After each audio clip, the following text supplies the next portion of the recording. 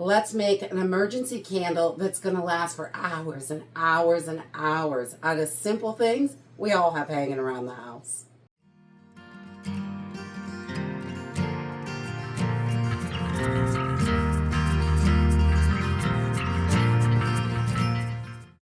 Hey everyone, welcome to Homestead Corner. I'm Ginny, and today we are going to be whipping up an emergency candle out of things we already have in the house. They are just basic things, as you can see here, that everybody has. There's nothing weird. It only takes a few seconds to put it together. We're only going to need a glass jar and these 4 items. So let's jump in and get started. So I have made a few other emergency candles on this channel, and really simple and easy. This one is just as easy. It takes a couple of more items for it, but a lot of times in an emergency situation, oils are one of those things, especially in a longer term emergency. You're really going to want to conserve those oils because they're harder to get. It's not as easy. And especially if the stores are down, anything like that, you're not able to get your hands on oil a lot. Saving that rancid oil is always a great idea. If you have oil that goes bad, do not throw it out. That's perfect for this. And any type of oil will work for this. So if you have got vegetable oil, canola oil, grapeseed, almond, whatever you have, if it goes bad, that's the best one to use because you're not really going to use it for much else. You're not going to cook with bad oil. You're going to need a glass jar. Any glass jar, heat safe container is going to work for this. I think the glass jar illuminates a little bit better, so making sure that you can do that. But if all you have is a tin can, that will work too.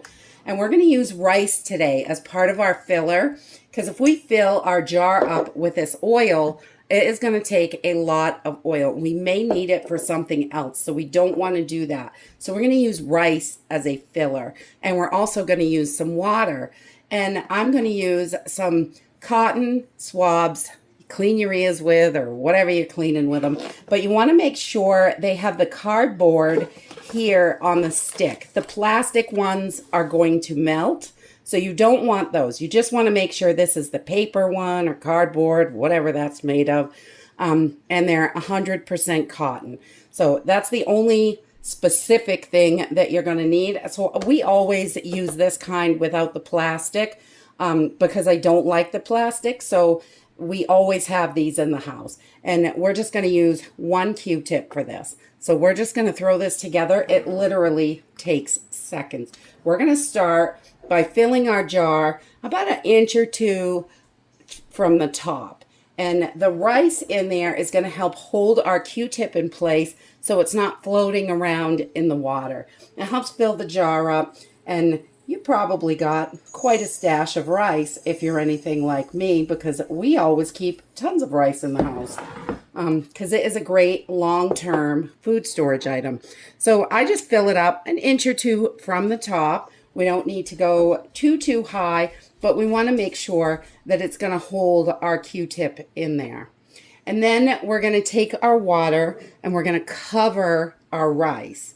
So we just want to fill this jar up with water so the rice is all covered and a little bit over the top. You don't need to rinse your rice for this because you're not going to eat the rice. But you want to cover it with water so there's a little bit of water on top of that. And then we're going to take our oil, and again, any kind of oil. It doesn't matter if it's rancid, even better. It doesn't smell bad when it's burning. And then we're just going to put a little layer of oil on the top, maybe 1/4 inch. And you can see that little layer is going to float right to the top. I let it sit for a few minutes so it can all come back up. Just while I am taking care of this other stuff. And then we're going to take our Q-tip and we're going to push it down into that rice. And the rice is going to hold our Q-tip. And I want to push it down so the last bit of cotton is in the oil. We want it to be right in there. And you have just made your emergency candle. And then we're just going to take a match, or you can use a lighter, whatever you have. I might have a couple of matches in my stash, so I'm going to use those. We're just going to light this up, and we're going to light that Q-tip. And that's it. This candle is going to burn and burn and burn. Once you get this baby lit, that is it. This is going to burn for hours and hours and so long. And all you need, you can keep topping this off with a little bit of oil. If your Q-tip, if the oil gets too low and it burns too much of the Q-tip, you can always replace that Q-tip. This jar is going to work for forever almost. Just adding teeny bits of oil to the top. So you're not wasting all kinds of oil. Even if it's rancid, you may be in a situation where you want to conserve that oil. This is just going to keep burning. And the cotton, having a little bit of it in the oil down at the bottom, helps wick that up to the top. So you can blow this out, relight it when you need it, and you have got an emergency candle that is just going to last and last and last. Oil candles are one of my favorites because they last so long. We love them. And remember, your emergency supplies do not have to be complicated. They don't have to be expensive. It can be as simple as 4 things you already have in the house. You've got water, rice, oil, a Q-tip. You're ready to go. All you need is a container. And you can do that in anything heat safe.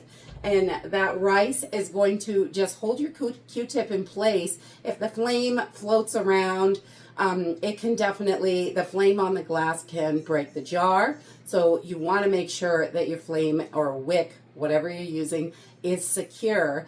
But this is simple and easy. You've got this stuff. It doesn't cost anything really. The amounts that we're using, it's pretty much, you know, couple pennies, and you are ready. This is going to last and last. And when the oil starts to drop, you can add more oil, but oil burns for a super long time. And I always save my rancid oils for things like this, or fire starter, grease and hinges. There's all kinds of stuff you can do with rancid oil. And that's it for today. I hope you enjoyed this video, and I hope to see you next time. Bye.